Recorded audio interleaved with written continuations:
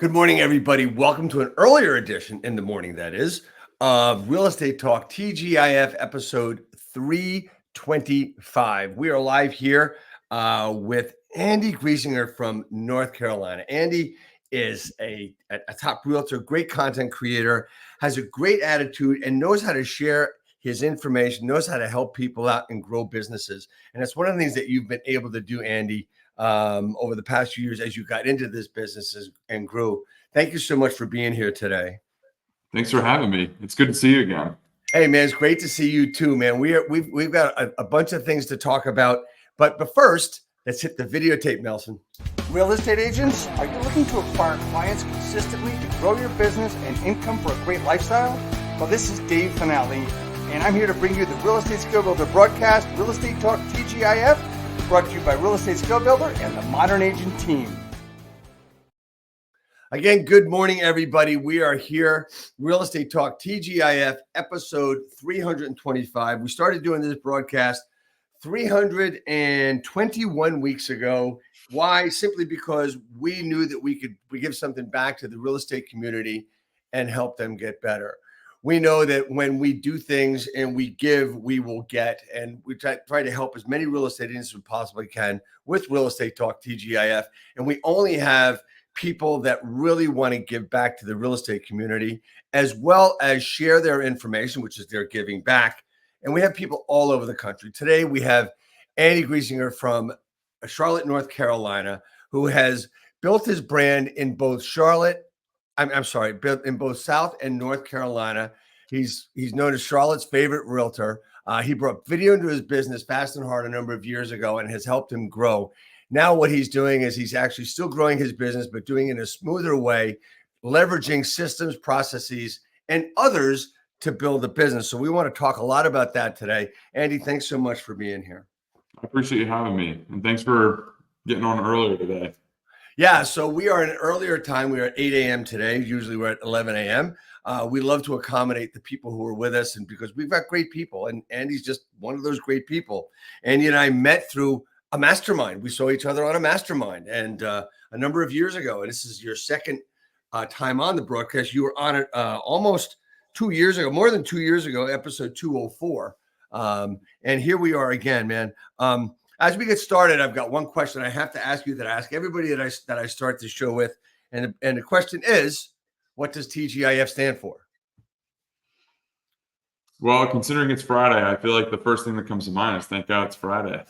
Well, yeah. So being on the show, you failed twice simply because you didn't get it right. The answer is thank God it's finale. I mean, how hard could that be?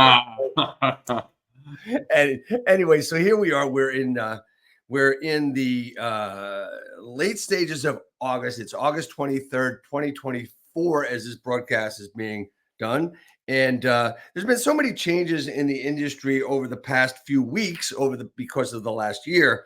But let's talk about you first. I mean, talk to me about your story, how you got to where you are. And, when we were together about 2 years ago, it was this great story of you and how you grew your business and what you were known for through social media, through video. You're still doing the same thing. The change is that you're growing a little bit smoother now. You're leveraging different assets and other people. So talk to me how you got from nowhere to here. Well, hopefully it won't be the exact same story as 2 years ago. but I mean, I started almost 8 years ago in residential real estate, and I came from the commercial world. So I tried to really leverage some of the connections and some of the mindset things that I was taught in commercial, because it's a whole different beast. So getting into residential, I knew that there was no option other than to succeed and do whatever you had to in order to make that happen. And so I really leaned in on social media at first, because of the fact that I knew that my ideal clients were sitting at the bank or sitting in their office in Uptown Charlotte, scrolling Instagram in between meetings. And so I wanted to make sure I was in front of them all the time. So that was one of the initial things that I really got intentional about. And then after about a year, I realized that I really enjoyed networking and really did enjoy being around, hanging out with my friends. And all of those friends were getting ready to start buying and selling houses as well, because we were in our late 20s at the time, and that's kind of a very normal time for people in Charlotte to start looking into buying their first home and getting out of their rental. So I decided that my time was better spent networking, playing golf, going to breweries, going to football games, going to the Hornets basketball games with friends, Right. and just constantly being out and about in Charlotte. So I started trying to build this brand of someone who sells a lot of houses, but who's always out and about in Charlotte, in the know with what's going on in Charlotte, and then staying in front of people through social media. And so with all of those things kind of layered together, that was how I was able to build up to where I am now, where I still enjoy doing all of those things, and it's all ultimately become second nature to me.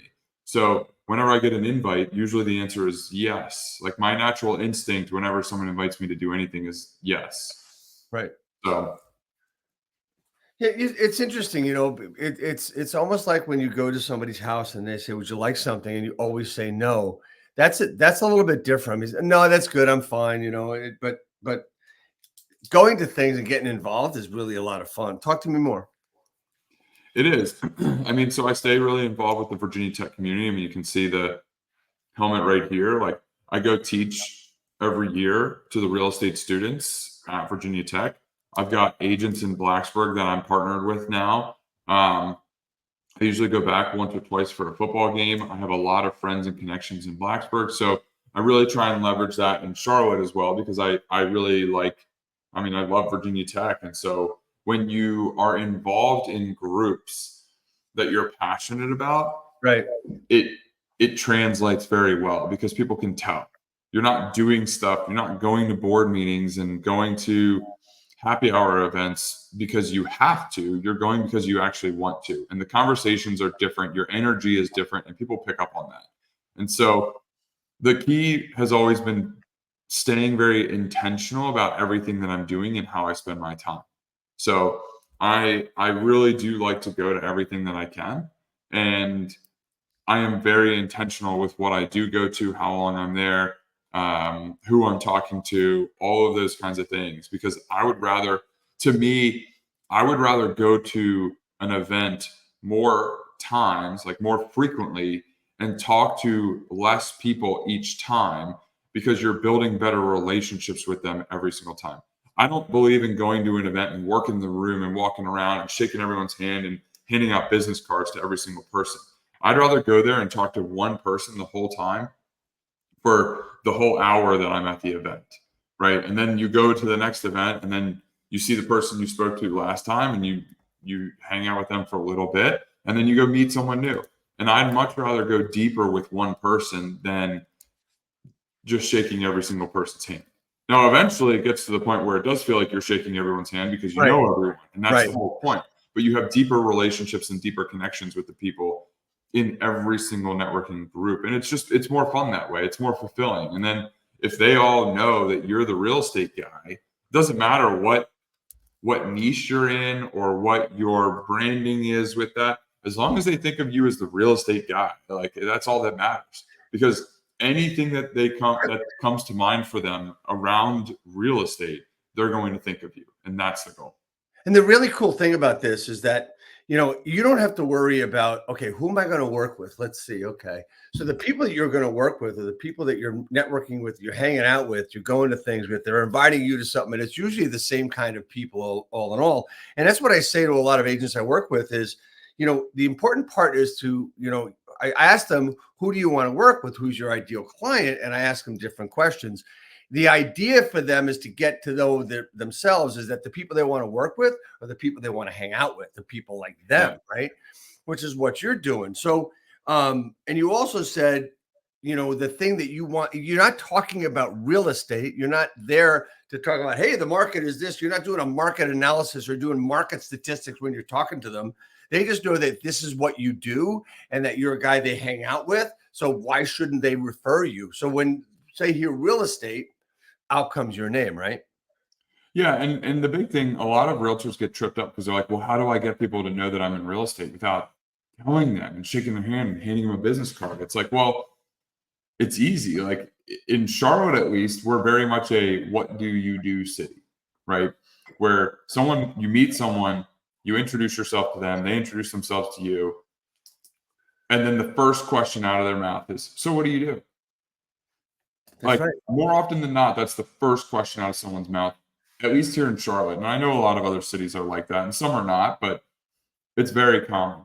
And then let's say it's not. And let's say the conversation shifts to something else as soon as you introduce yourself to someone. The easiest way to tell someone what you do is to ask them what they do. Right. I mean, Because as soon as they answer that question, they're going to then ask you what you do. it's people don't understand typically the law of reciprocity, and that's exactly what we're talking about, right? So I love to play golf. Playing this afternoon, I'm playing with a friend, but typically I play with people I don't know. So the first thing is name, and it's where do you guys live? What do you do? It's a conversation throughout a few hours, right? And most of the time, I'm getting somebody's information, or I'm giving them my business cards at the end of the round or during the round, or we're talking about different things, and we're talking about them and what they do, and we're having fun together because it's something that we like to do, right? And sometimes it's difficult, sometimes it's easy. I found myself in a situation yesterday where I'm playing with two college guys, right? They're both 19, 20. So my conversation is more like, why do we enjoy golf? What are we doing? What are they doing? I talk to them about what they're doing in school and stuff, so still, whether I made an impact or not, they know they're going to remember me. They will remember my name. And that's how you move along. And that's how you grow this database that we all have, that we all need. And a lot of us don't even realize we have that database. Right. So, all right. So this is how you've built your business over time, right? So, and in the beginning, so you're in Charlotte, you're doing your business. What was the number one thing that really started moving you along in business as you started it? Honestly, I would say it's networking and staying in front of people and continuing to build relationships, genuine relationships, and you go to everything. And if you get invited to something, you always say yes. And I mean, there are some days where I'm, have a coffee meeting in the morning, then I come home, get a little bit of work done, then I go to a lunch meeting, then I come home, get a little work done, then I go to a dinner, and then I go to 2 networking events or something. So it's like constantly staying in front of lots of people was a big piece for me. And honestly, layering that with just being consistent on social media it's very underrated. A lot of people don't talk as much about, you'll hear people talk about being consistent, but what does that actually look like? And so to me, what really helped with staying consistent, because it's easy to just say, hey, Dave, you want to get good on social media? Stay consistent. Do it all the time. You want to build a great podcast? Do it all the time. You have 325 episodes. That's cool. You must be doing it every single day. So good for you, right? But at the end of the day, it's all about building the muscle and adding layers to things as you do them. So that was my biggest thing getting started, to be able to stay consistent, right? You don't just decide you're going to go to the gym 6 days a week and start doing that and stay consistent with it. That's right. You'll never be able to do that. Like, I used to only go to the gym 2 days a week because I could be consistent with it. And if I missed a Thursday, then I could move it to Friday or move it up to Wednesday or move it to Saturday. Then I started going 3 days a week, and now I go 5 or 6 days a week. And it's just because you have to literally build the muscle. And it's the same thing with social media. It's the same thing with networking. It's the same with all of that. You have to build the muscle and start layering and adding to it, but you can't just jump into the deep end with that. Because if you try and decide that you're going to start filming videos and you get everything figured out and you get the cameras and the microphones and all this other stuff, and then you decide you're going to post 6 times a week and you've never done it before, it's going to be a lot more work than you would think. And Right. So when I started with social media, the goal was really just to post 1 video a week. That was it. Right. And then maybe 1 picture as well. So if I had 2 posts a week, I was good. Now, I was continuing to do stories all the time. So my goal is to always have at least a couple stories on my page, because my thought process is that if someone comes to my page, I want them to be able to see something. I want them to be able to look at something that's not as sticky as a post, right? A story, all you're asking is for them to just click through. It's like, just click and look. Like, I don't really care. It'll be gone in 24 hours. Just Right. look. It's Right. your window shopping, right? Right. When I post something, I want you to engage with it. I want you to like it. I want you to comment on it. I want you to share it with someone or save it so it helps with my engagement and sends, it out to more people through the algorithms. So people aren't like a new person who comes to your page isn't just going to go in and start liking tons of stuff and following you and then instantly becoming a client because you have the perfect bio and the perfect setup and the best layout and the best branding. Like, that's just not how it's going to work. But if a brand new person comes to your page and they go onto your story just to see something like, oh, that's interesting. Right. And then you have their attention. Just that one little thing, you can have their attention. Yeah. Anyone that likes a bunch of things and comments on a bunch of things, I'd be scared. I'd be afraid of, right? Because that typically that's what happens. So you're consistent with social media and you're doing business and then you start growing. Okay. So when we spoke the other day, we talked about, you've been evolving your business and team and how you do your work by leveraging certain things. Talk to me about the growth of your business and how it's moved forward over the past few years. I would say a big thing in the last couple of years is leveraging help on the team and operations and being able to try and streamline some different things, right? Because I personally enjoy being in front of people. And so if that's the case, then I need help on the back end. If I enjoyed more of the back end stuff, then I would hire more salespeople and more people who enjoy being in front of everyone more than I do. And so the last couple of years, I've gotten really intentional about trying to document more of our systems, trying to use some different tools to transcribe things as I'm thinking through when my brain's going a million miles a minute, and being able to put some systems together with my director of operations, with my videographer, with our transaction coordinator in-house. All of these types of roles we have to be able to help me grow the business and also to be able to help the agents on my team grow their businesses and their lives. So I love bringing agents onto the team who are doing a couple $1 million a year in sales volume and then really ramping that up because they understand the ins and outs of the deal, but they just need a little more guidance, or honestly, sometimes it's just they need more confidence. So when you're bringing people in, they don't have to do a lot of different things. I want people to understand that you bringing out a videographer, having a transaction coordinator, have a director of operations. This is something that you grew from slowly but surely and grew up to and grew into and then started growing your team. And did you do this for yourself? Did you do this for others? Did you do this to grow your business? What was the motivation to do this? Was it for growth? What was the reason for it? Honestly, I kind of waited until I needed to do it out of necessity. So a lot of agents, I think one big mistake that a lot of agents make is they have a couple sales, they have one big month, and then they decide, I'm going to start a team or I'm going to start hiring all these people. Right. And they go straight into it and way too fast into it too.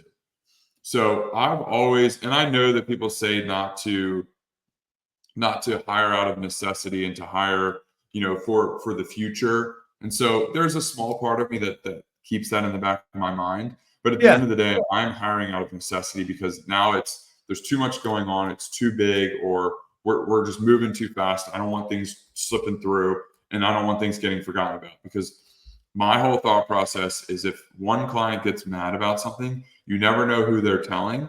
You never know who they're friends with that they're not telling to work with you. It's so much bigger than that one person. And to me, that's the difference between having a relationship-based business and a marketing-based business. I'm a big believer in a relationship-based business because you never know who you're helping and who they know and what they know and who they work with and who they hang out with and who their best friend at the gym is. You never know. We've had one of my very close friends, I helped him buy a townhome with his girlfriend a few years ago, like a $400,000, $500,000 townhouse. Then they introduced me to one of their friends that his girlfriend works with, bought another $400,000 or $500,000 house, knocked it out of the park for them, became a great referral partner. And then the wife introduced us to her boss, who bought a $2 million house, right? So you never know, who people work with, who people are affiliated with, who they hang out with. Like, you literally never know. So that's always been my thought process, and my belief is, just if you treat people right and you take care of everyone as if it's your own deal, like, it will come back to you. Because I'm a big, big, big believer in just helping people with what they need help with this. So I want everybody to go through this, what you just told, that progression of that story of, let's talk about it as what it is. I mean, a friend of yours, your sphere of influence, right? You did a great job for them. And of course, they're going to recommend you, and they did. And then another recommendation. I want people to understand, the audience out there to understand that one of the things that's really important is to know that not only your networking built that business, but your business built that business as well, because you did a great job for somebody. Now, I say that because there's a lot of agents out there that have not built that network, that database, that sphere of influence database that you have from day one. And they do a couple of nice deals for people. I'm not saying everybody's doing a bad job. I'm just saying they do a great job for people, and they do a couple of referrals from that because they did a great job. To me, if you don't have that database backed up and a sphere of influence, that's kind of like, almost like, you're doing business by referral, but you could do a hell of a lot more if you've done the base networking that you did to build your sphere of influence, right? And that's also going to help as you build your business that way when anything changes. Now, we all know it's, like I said, we're in August of 2024, and there's been some I would say some major changes into not how we do our business or what we do, but basically how real estate agents in this country get paid. Last week, I had a gentleman on, James Lewis from Canada, who basically said that the people in Canada are saying, look, just do your job, do your business, you're going to get paid. And they're actually smirking at what's going on down here in the United States.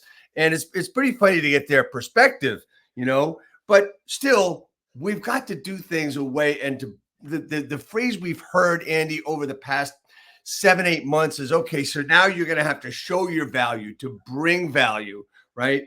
And, how do you do that? I mean, is it the same as a listing presentation to your buyer presentation? Now, in North Carolina, everybody should know this, one of 18 states that already had a buyer brokerage rule or law in place. So correct me if I'm wrong, it's really not really much new for you guys. Is that right? That's right. So you the only thing that's changing is your forms and maybe a couple of words you've got to say.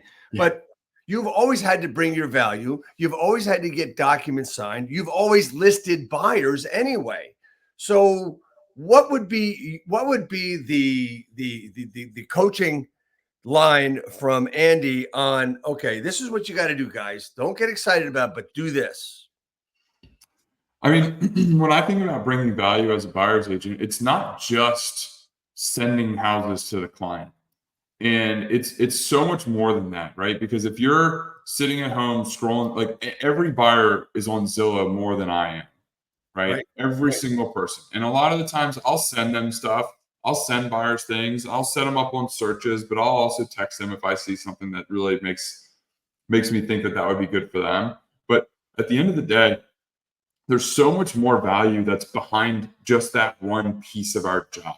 That's honestly, to me, set the art, or just the act of sending a home to a buyer, I think, is one of the smallest pieces of our job. Right. I think people severely underrate the value of networking with other agents. And because, look, when we were in the craziness of 2021, 2022, where there's multiple offers on everything, you could put up dog shit and it would still sell with multiple offers. That's right. Like, you are going to need to have relationships with those agents. And now you're going to need to have relationships with listing agents, because they're kind of calling the shot on if a seller is going to offer a commission or not. That's right. They could be telling you the truth. They could be lying to you. Who knows? But if you have a good relationship it will win you multiple offers. It will get someone to answer the phone when you call. Like, that's invaluable. And that's what I don't think a lot of buyers or buyer agents understand, how to present that value proposition. Because at the end of the day, I still need to reach out to every single listing agent to figure out what's going on with the house. I try and build the rapport before I even show the home.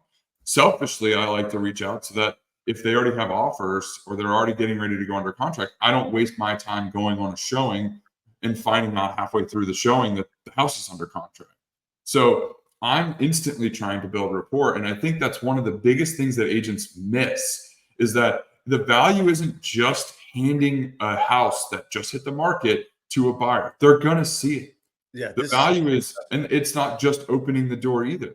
The value is in that you have relationships with agents. You have relationships with good inspectors that you trust.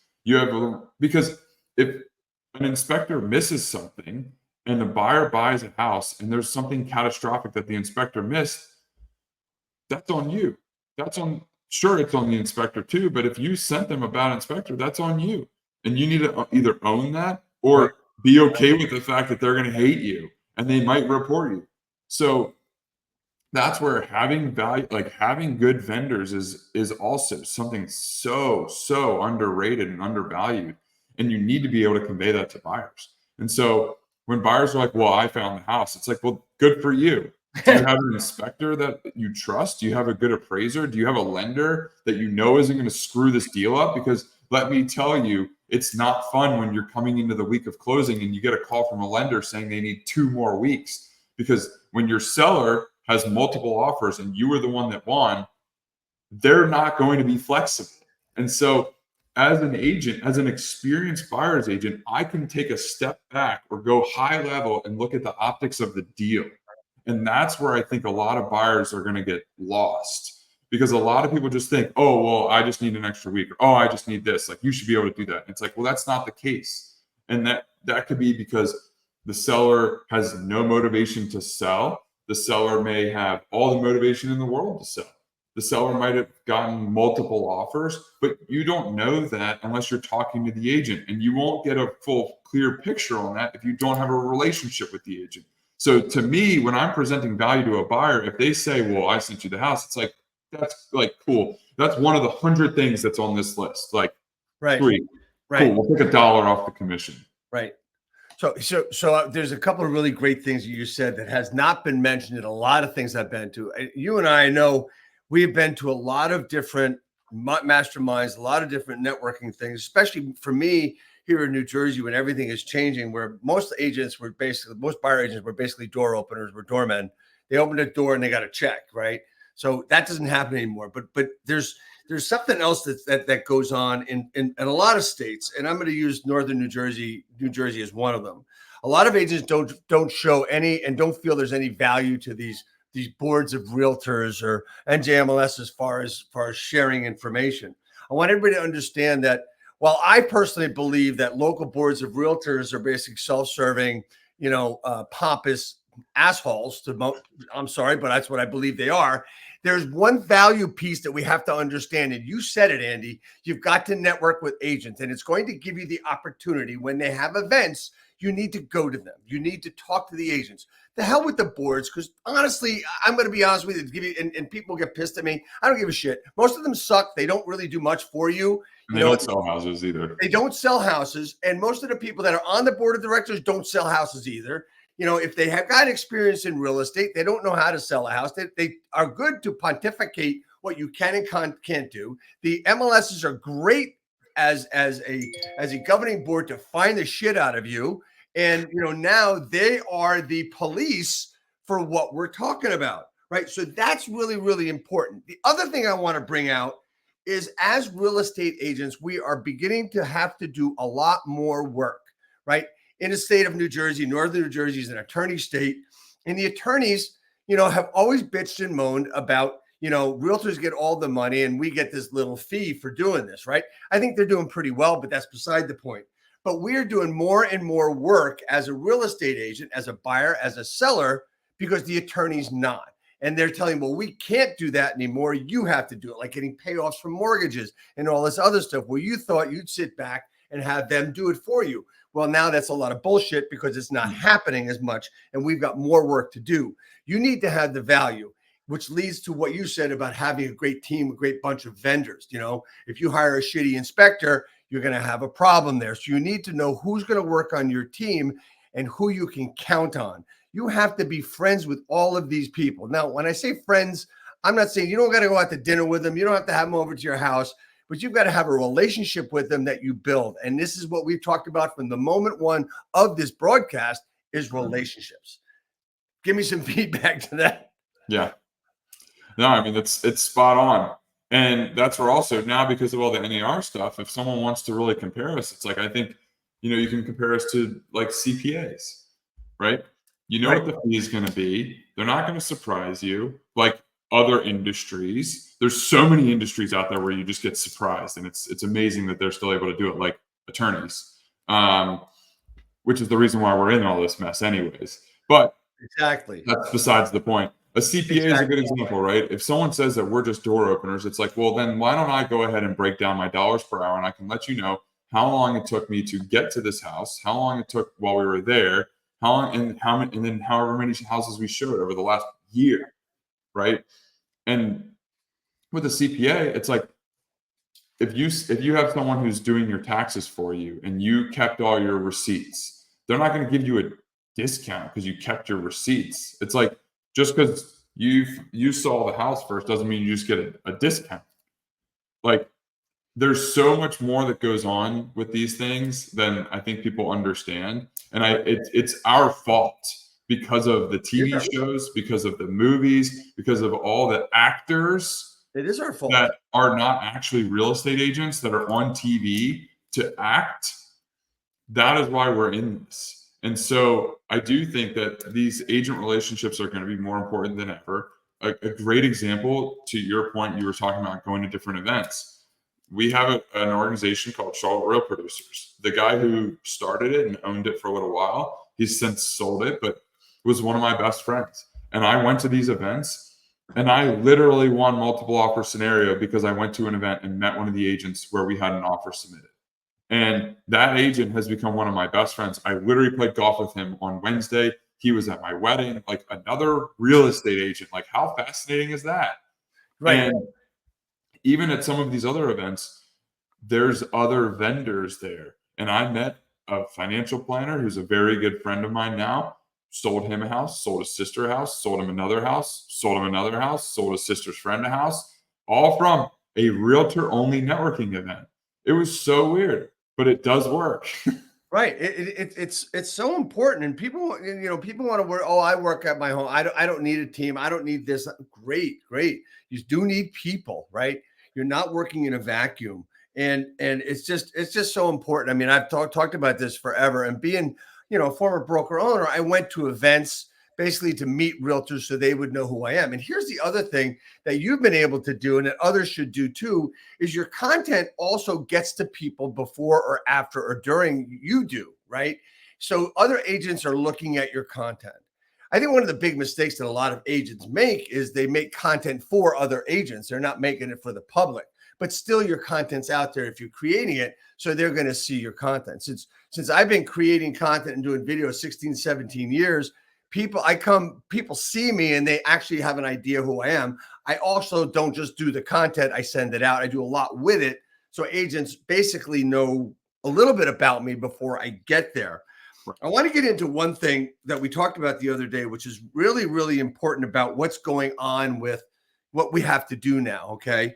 And you brought this up, and I thought this was really cool. And this is absolutely true. The seller mindset, when we're talking about fees, we're talking about commissions, the seller mindset and having to add something on later on. Remember, we're talking about this, and I want to talk about that. And the seller already has the mindset that they've already spent money for the listing agent. And there's a lot of listing agents going out there and saying, just charging the listing fee, but that creates a problem.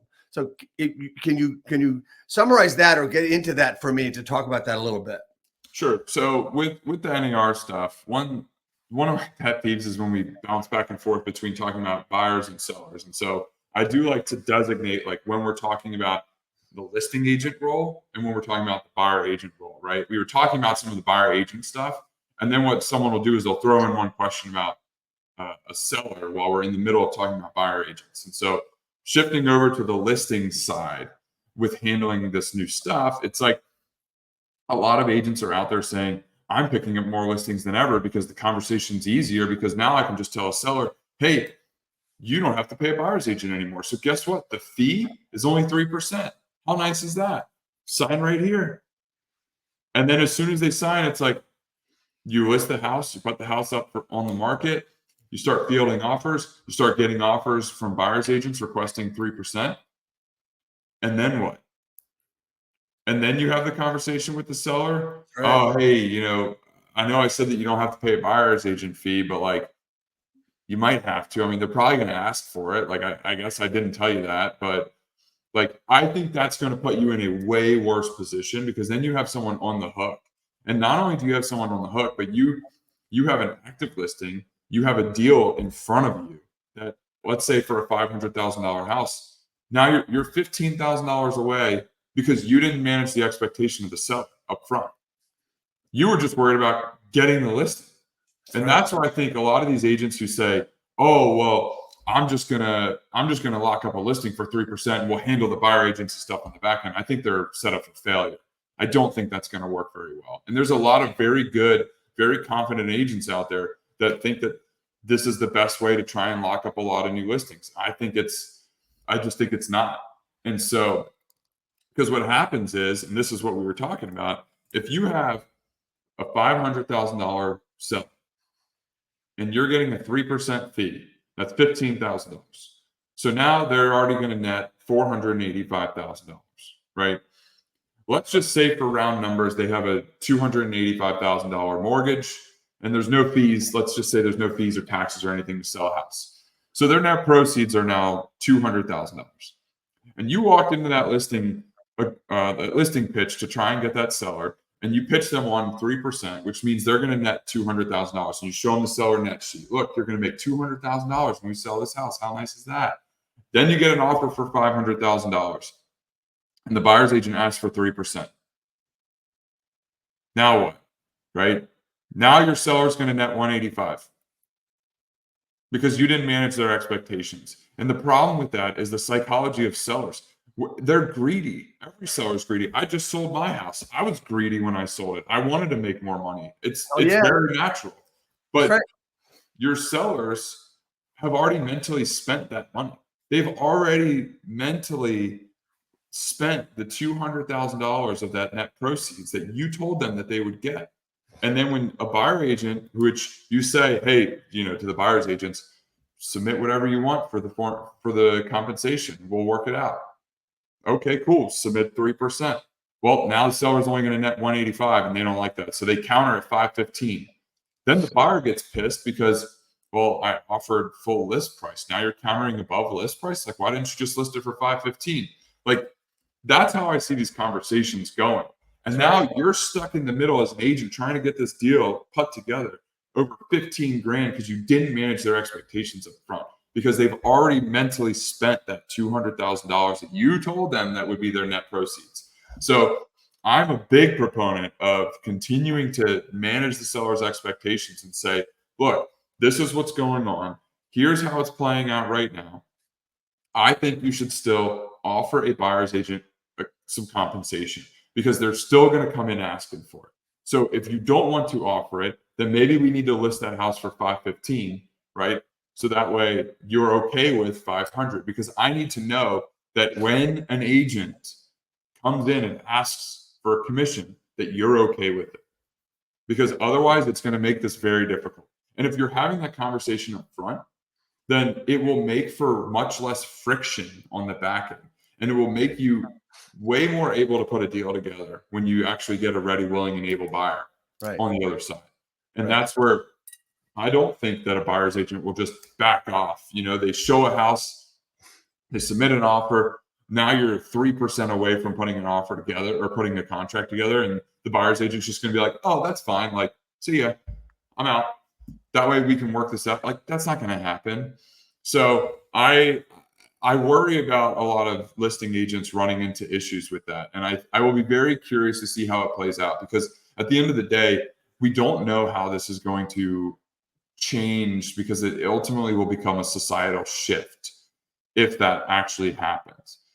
So what I tell a lot of sellers and what I talk to a lot of agents about right now is what we see happening, what we see working, what I'm hearing from agents around the country, and what I'm hearing from agents in Charlotte. Because the other piece of it too is, just because I'm in Charlotte, I'm not getting off the phone with agents and they go, hey, by the way, all of my listings are offering 2.5 to 3%. And every builder is like, hey, by the way, we're offering 2.5%. I went to a builder client appreciation last night. They had billboards, or they had signs on like easels all over the event saying, we are paying buyer's agents. So now in Los Angeles, that might not be the case. And so if that's how they're doing business out there, that's fine. But that's not how it's happening in Charlotte. And so it's good to keep an eye on that and keep a pulse for it. But what I'm trying to do is gather all the information on what everyone's doing around the country and around in Charlotte too.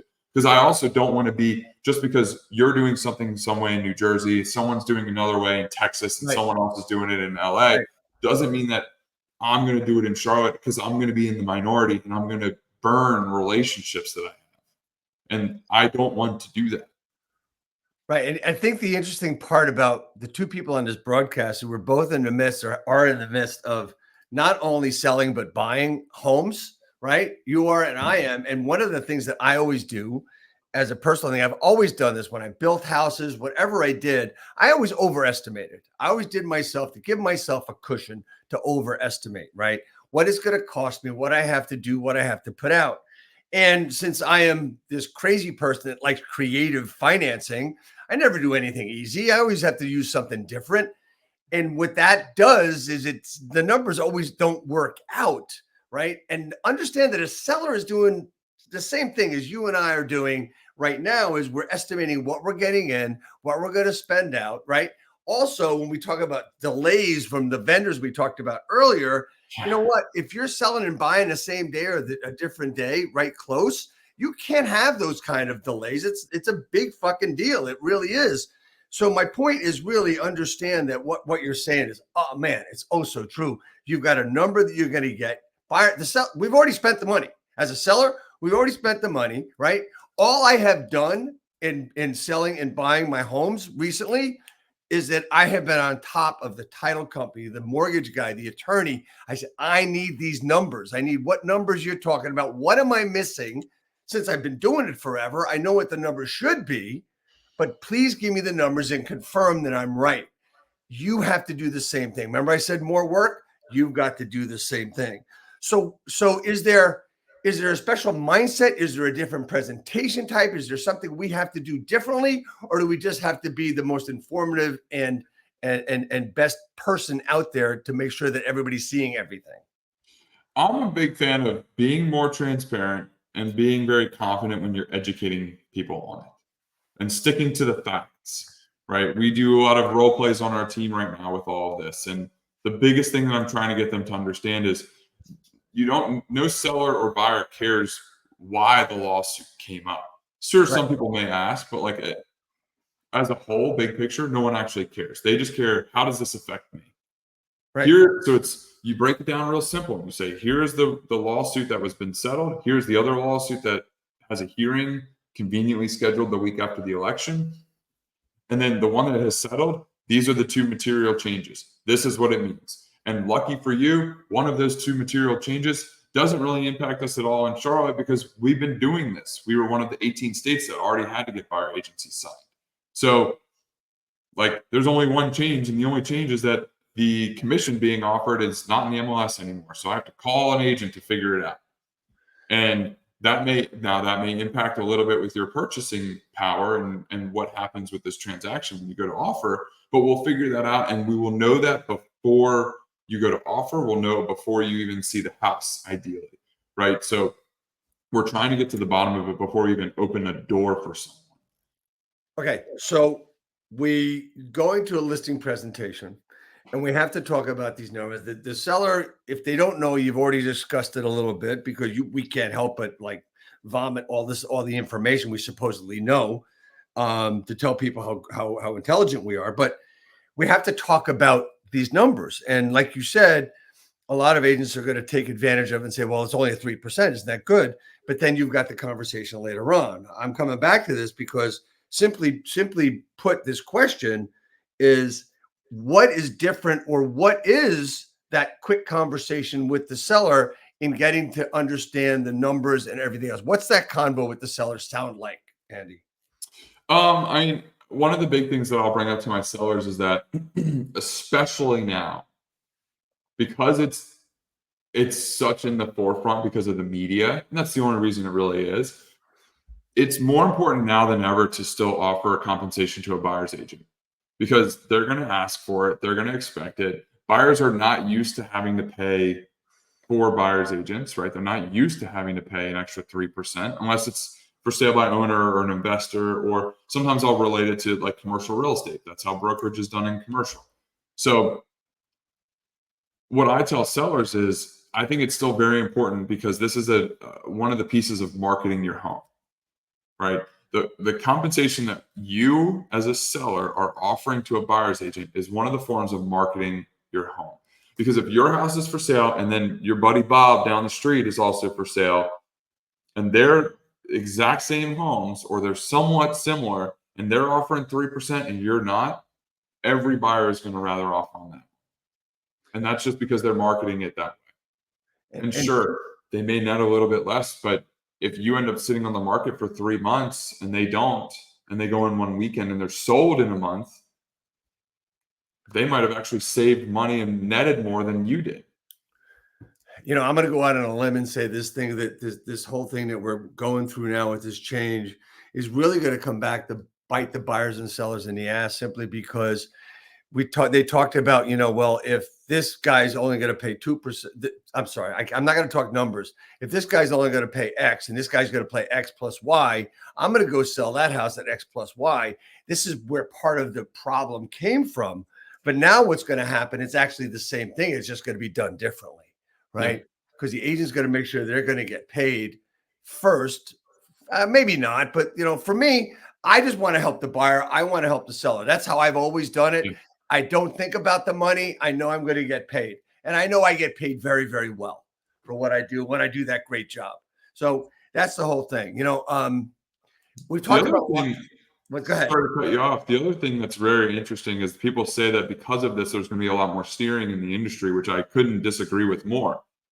Because what's happening now, there could have been before, but at the end of the day, you still, if a seller's only offering a small percentage, let's say 1/3 of what your fee is, you can still tell the buyer, before August, you could have still told the buyer, hey, by the way, this is 1/3 of what my fee is. So we're going to have to work this into the deal somehow. And they're either going to be okay with it or they're not. Now, before we even show the home, we know what the compensation being offered is. So we can tell the buyer, hey, before we go see this house that's at the very tip top of your budget, that's going to go into multiple offers, that seller's not offering compensation, which means you have to be prepared to offer that and pay a little bit more for that. And the buyer is the one that's going to make the call. So that's where I think it will be really interesting to see what happens. But I mean, I've got my MLS sheets for all my showings tomorrow. And at the bottom of all my notes, I have the compensation on every single one. And you bet the ones that aren't offering compensation, I've already explained that to the buyer so they know, and they can make the decision if they still want to see that house or not. It's not my decision. I'm going to make sure that I earn the fee that I deserve, because that is what I've worked hard to do. I've built a business. And if you would rather pay me hourly, let's do that, because I'll make way more money if we do it hourly. So I'm more than happy to take whatever the fee is that we agree upon. But if you don't want to do that, then that's on you, not on me. And I'm not steering any buyers away or towards any home because of compensation. And quite frankly, if they're offering more compensation than what my fee is, I give it to the buyer. Right. And the buyers are going to steer themselves. If there's anything about steering. But one of the things I want to put out here, and buyers won't be able to hear this because this is basically for real estate, for the real estate industry, or maybe they'll see it on my page or your page or whatever. The interesting thing is that this is going to kind of separate professionals from non-professionals. And what I mean by that is this is a new strategy. This is a new negotiating strategy on how to get this these numbers, this compensation into the contract, out of the contract, and for everybody to get paid. And people are going to have to be creative, and agents are going to have to really know what they're doing as far as numbers. They're going to have to know the numbers better. Look, we've always said as a broker, agents can't do the math. Guess what, guys? You need to start learning math. You need to start learning arithmetic. You know, fuck the algorithm on Instagram. Learn the math on how deals work and how you can negotiate for your buyer through that offer. The offer is going to be a little bit more intricate now. If you have a situation of compensation. Would you agree with that?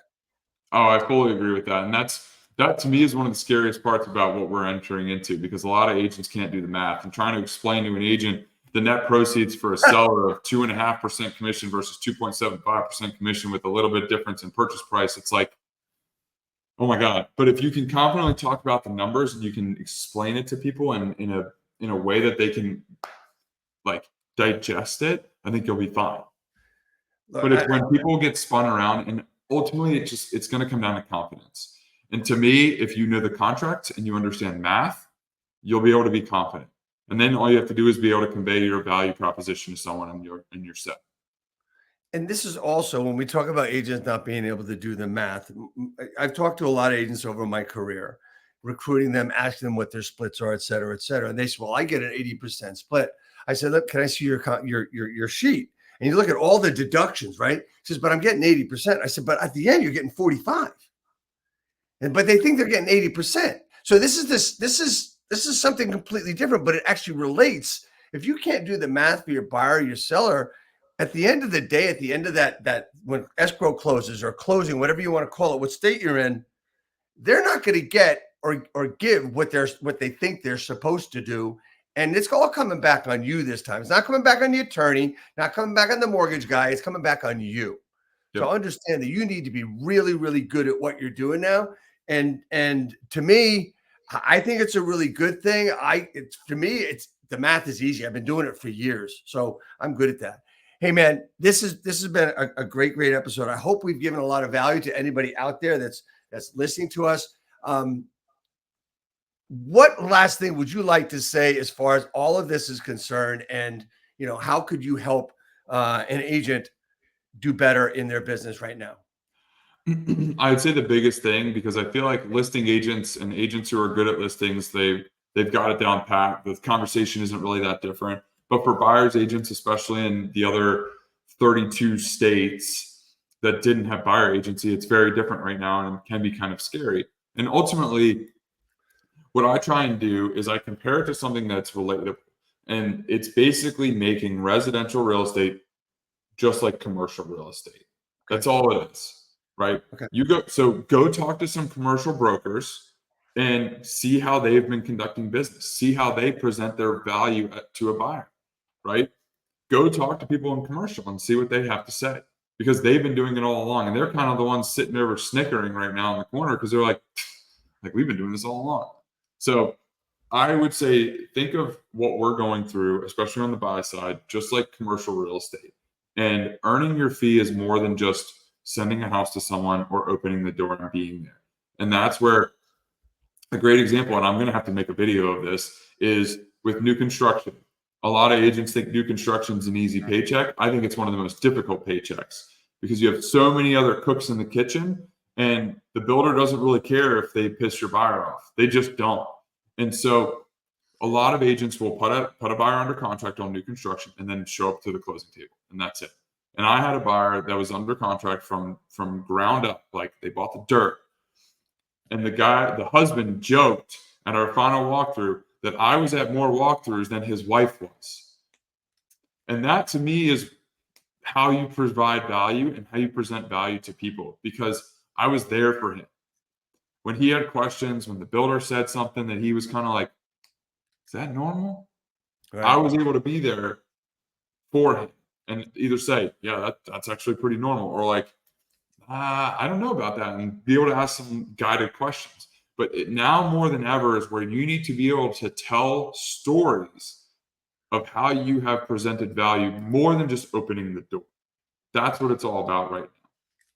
Exactly. I am so excited about this time. I mean, this change for me is that, you know what? I can't wait to work with buyers and sellers because I love this. I love negotiating. I'm looking at another camera. I got two cameras here going. I think this is really, really a great time for us that are really good at what we're doing. And I know most agents are going to think they're really good at what they're doing. Look, if you need help, you got two guys right here that'll be glad to help you.